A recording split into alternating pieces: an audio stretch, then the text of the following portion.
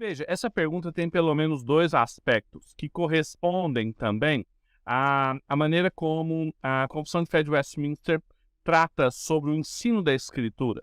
A Escritura, ela pode nos dar preceitos diretamente ou por inferência lógica. Diretamente, então, existem profissões que ferem diretamente princípios bíblicos.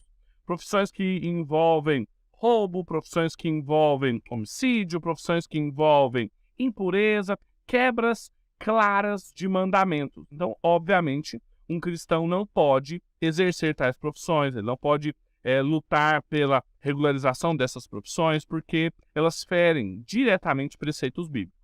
Agora, isso é resposta simples, né? A gente poderia terminar a resposta aqui dizendo uma série de outras profissões que não podem, obviamente, e a gente sabe quais são, serem exercidas por um cristão. Mas veja, existe esse segundo aspecto de que preceitos indiretos ou interpretações por inferência lógica da Escritura nos ajudam a nos orientar, porque existem profissões que elas diretamente não ferem um mandamento, mas algumas de suas práticas podem ferir um mandamento por inferência e então a gente tem um problema. Então a pergunta não deveria ser tão somente existem profissões que não agradam a Deus? É claro, existem diversas, mas existem também profissões que são, entre aspas, porque elas não existem, mas que são neutras, a gente sabe que não existe neutralidade, mas que elas estão sendo feitas de uma maneira que Deus não agrada.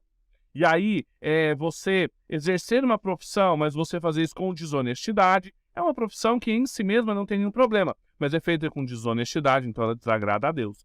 É você fazer algum tipo de atividade, empreender algum tipo de atividade em que outros mandamentos no interior dela são feridos. Então, aqui a coisa muda de figura quando a gente começa a perceber que qualquer profissão, não só aquelas que ferem diretamente algum mandamento, mas qualquer profissão pode ser feita de uma forma que agrada a Deus, então para a sua glória, ou pode ser feita de uma maneira que não agrada a Deus.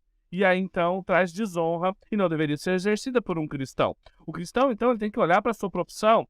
Eu estou livre porque eu sou odontólogo. Eu estou tranquilo porque eu sou motorista. Eu estou tranquilo porque eu sou pai, eu sou mãe. Veja, o seu trabalho, o seu ofício, ele não é só ofícios aceitáveis e ofícios não aceitáveis. Eu não estou envolvido com prostituição, eu não estou envolvido com roubo, eu não estou envolvido com homicídio, mas existe uma série de expectativas sobre ser pai, ser mãe, ser odontólogo, ser motorista, que estão contra a palavra de Deus, que não estão o glorificando, não estão sendo feitas coram Deo diante de Deus.